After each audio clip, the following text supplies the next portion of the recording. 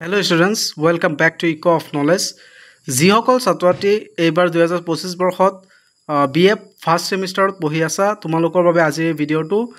বহুতে VSC subject অৰ্থাৎ value aided কোৰ্সৰ 10 মাৰ্কৰ কুৱেশ্যন বিচাৰি নাপায় সেইকাৰণে আজি আমি ইম্পৰ্টেন্ট এটা 10 মাৰ্কৰ কুৱেশ্যন তোমালোকৰ আগত লৈ আহিছো গতিকে তোমালোকে পাৰিলে এইটো ভালকৈ চাই যাবা যিহেতু সেশনাল এক্সাম আহি গৈছে জলবায়ু বুলিলে কি বুজায় প্ৰশ্নটো চোৱা জলবায়ু বুলিলে কি বুজায় জলবায়ুৰ পৰিৱৰ্তনৰ কাৰণ আৰু প্ৰভাৱ বা পৰিণামৰ বিষয়ে লিখা উত্তৰ মানে জলবায়ু বুলিলে কোনো এটা অঞ্চলৰ অতি কমেও 30 বছৰৰ বতৰৰ গড় অৱস্থাক বুজায়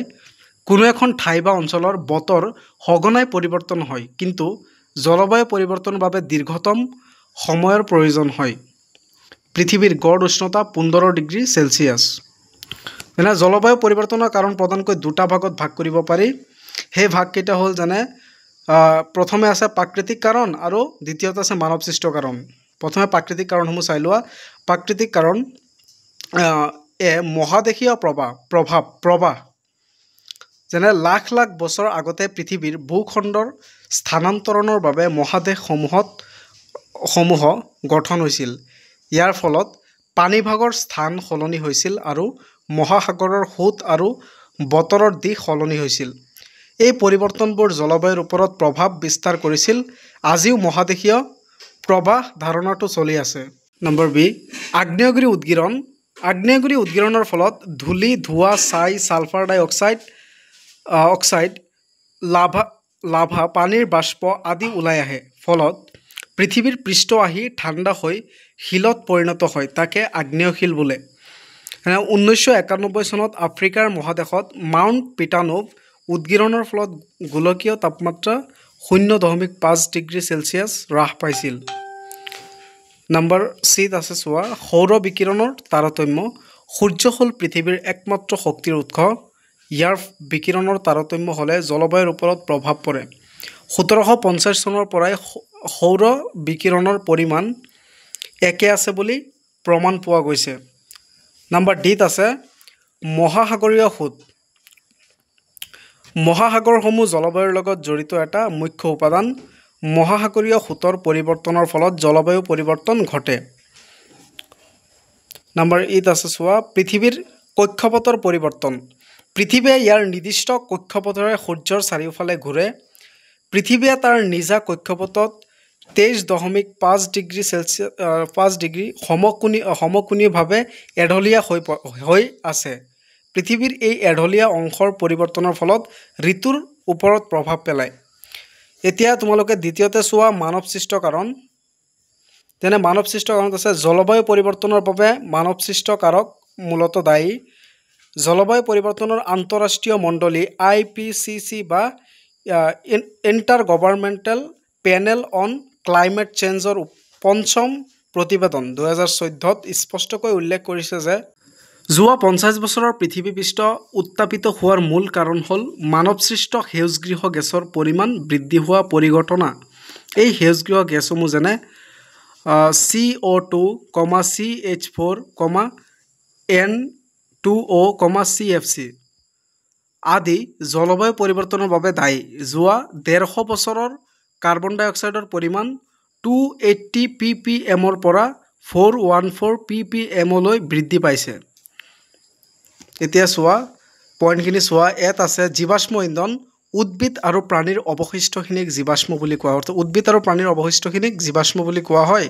কয়লা পেট্ৰলিয়াম আদি দহনৰ ফলত সেউজগৃহ গেছৰ সৃষ্টি হয় নম্বৰ বি বিভিন্ন কৃষিকাৰ্য পশুপালন আদিৰ বাবে CH4 পৰিমাণ বৃদ্ধি পাইছে ফলত সেউজগৃহ গেছৰ GHGৰ পৰিমাণ বৃদ্ধি পাইছে নম্বৰ সি চোৱা অৰণ্য ধ্বংস উদ্ভিদসমূহে সেউজগৃহ গেছ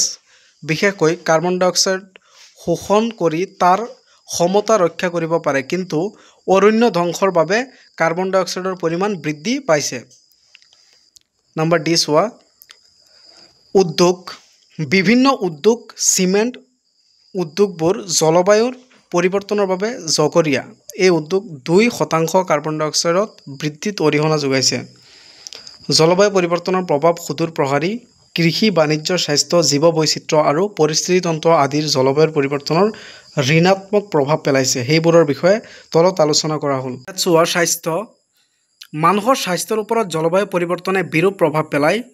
তাপজনিত ৰোগৰ সংখ্যা বৃদ্ধি ঘটিব। পানীৰ পৰা হোৱা ৰোগ সংক্ৰমণ পোক পতংগৰ দ্বাৰা ৰোগ সংক্ৰমণ আদিৰ বৃদ্ধি পাইছে যেনে অপুষ্টিজনিত খাদ্য ডিহাইড্ৰজেন আদি। নম্বৰ বি কৃষি কাৰ্য জলবায়ু পৰিৱৰ্তনৰ ফলত মাটিৰ গুণাগুণ সলনি হৈছে। চৰম জলবায়ু যেনে অতিবৃষ্টি অনাবৃষ্টি উচ্চ তাপমাত্ৰা বানপানী খৰাং আদিৰ বাবে শস্যৰ উৎপাদন কমিব। নম্বৰ চি পৰিৱেশ জলবায়ু পৰিৱৰ্তনৰ ফলত পৰিৱেশৰ পৰিৱৰ্তন ঘটিছে। গছ গছনি চৰাই চিৰিকটি আৰু পৰিৱেশ পৰিৱৰ্তনৰ লগত অভিযোজন হ'বলৈ ধৰিছে। গছ গছনিৰ ফুল ফুলনিৰ সময় পৰিৱৰ্তন হৈছে। চৰাইবোৰৰ কণী পৰাৰ সময় সলনি হৈছে। নম্বৰ ডি চোৱা উষ্ণতা বৃদ্ধি জলবায়ু পৰিৱৰ্তনৰ ফলত পৰিৱেশৰ উষ্ণতা ক্ৰমাৎ বৃদ্ধি পাব ধৰিছে। ই সকলো ঠাইতে অনুভূত হৈছে। নম্বৰ ই চোৱা বতৰৰ পৰিৱৰ্তন জলবায়ু পৰিৱৰ্তনৰ ফলত সামগ্ৰিকভাৱে বতৰৰ সলনি হ'ব ধৰিছে। ইয়াৰ বাবে অতিবৃষ্টি অনাবৃষ্টি খৰাং বানপানী ঘূৰ্ণীবতাহ আদি চৰম পৰিৱেশ সঘনাই হ'ব ধৰিছে। নম্বৰ এফ চোৱা বন্যপ্ৰাণীসমূহ জলবায়ু পৰিৱৰ্তনৰ প্ৰতি সংবেদনশীল। জলবায়ু পৰিৱৰ্তনৰ ফলত বাসস্থানীয় স্থানান্তৰিত হ'ব লগা হৈছে। জীৱ জন্তু চৰাই চিৰিকটিৰ প্ৰজনন চক্ৰত ব্যাঘাত সৃষ্টি কৰাৰ লগতে বিভিন্ন ৰোগ প্ৰাদুৰ্ভাৱৰ ফলত বন্যপ্ৰাণী বিপন্ন হ'বলৈ ধৰিছে। গতিকে ছাত্ৰ ছাত্ৰীসকল এইখিনি আছিল আজিৰ ভিডিঅ'ৰ বিষয়বস্তু। তোমালোকৰ যদি আৰু শ্বৰ্ট কুৱেশ্যন বা আৰু এনেকুৱা 2 মাৰ্কৰ কিবা কুৱেশ্যন আনচাৰ লাগে তেনেহ'লে আমাৰ এইটো ভিডিঅ'ৰ কমেণ্ট ছেকশ্যনত তোমালোকে কমেণ্ট কৰিবা, তেনেহ'লে আমি তোমালোকক সেইখিনি আগবঢ়াম। ধন্যবাদ।